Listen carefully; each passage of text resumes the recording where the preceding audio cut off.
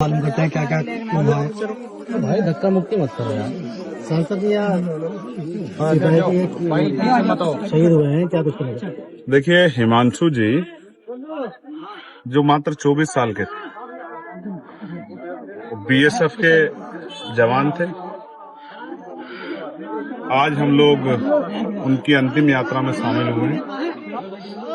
On duty वो देश सेवा में उन्होंने अपने प्राणों का बलिदान दिया। हम उनके इस बलिदान को नमन करते हैं। और जो परिवार है, जब एक जवान जाता है उसके परिवार पे क्या बीतती है। हालांकि गर्व का पल भी होता है, क्योंकि बलिदान का हमेशा देश में सम्मान होता है, लेकिन एक तकलीफ भी होती है जिनका 24 साल का बेटा जाता है। उनके परिवार को बहुत तकलीफ है। और ऐसे समय मैं और हमारा पूरा क्षेत्र, इस क्षेत्र के लोग, यहाँ के तमाम सम्मानित लोग उस परिवार के साथ खड़े। हमारी आदरांजलि भाई हिमांशु जी को और उनके परिवारों को कुदरती दुख सहने की शक्ति दे। प्रस्ताव रखा गया है, क्या क्या मांगे दी गई? जगत गुरु सतगुरु रविदास जी महाराज उनको इतनी हिम्मत दें कि वो इस दुख को सह सके। परिवार की इच्छा थी, परिवार की और कोई इच्छा नहीं थी, सिर्फ एक इच्छा थी कि उस बेटे को सम्मान मिलना चाहिए। गांव के लोगों ने उस सम्मान को, उस दर्द को समझा, क्योंकि ये एक परिवार का बेटा नहीं, पूरे क्षेत्र का बेटा है, देश का बेटा है। तो प्रस्ताव हो गया। एक शानदार स्मारक जो है भाई हिमांशु जी की याद में हम लोग यहाँ बनवाएंगे।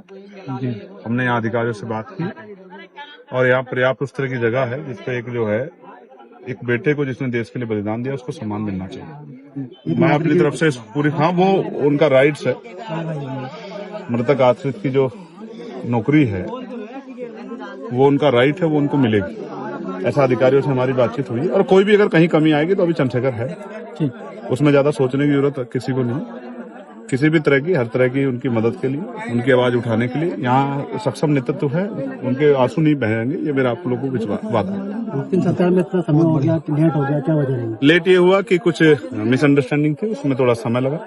हालांकि बाद में सब लोगों ने उस पर सहमति जाहिर की, अधिकारियों ने भी। मैं अधिकारियों का भी धन्यवाद करूंगा।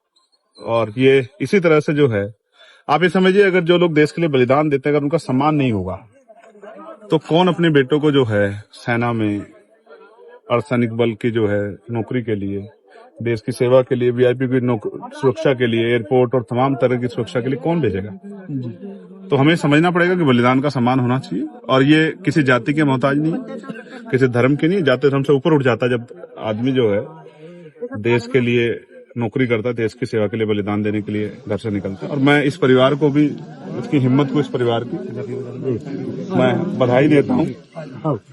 इस परिवार की हिम्मत को भी मैं बधाई देता हूँ और इस क्षेत्र के जिम्मेदार लोगों को भी बधाई देता हूँ कि उन्होंने इस शौर्य को जिस तरह से जो है अपने दिल में जगह दी है। और ये हिमांशु जी अब अमर हो गए। जब तक इतिहास रहेगा इस गांव का, इस क्षेत्र का, हिमांशु जी हमारे दिलों में जिंदा रहेंगे।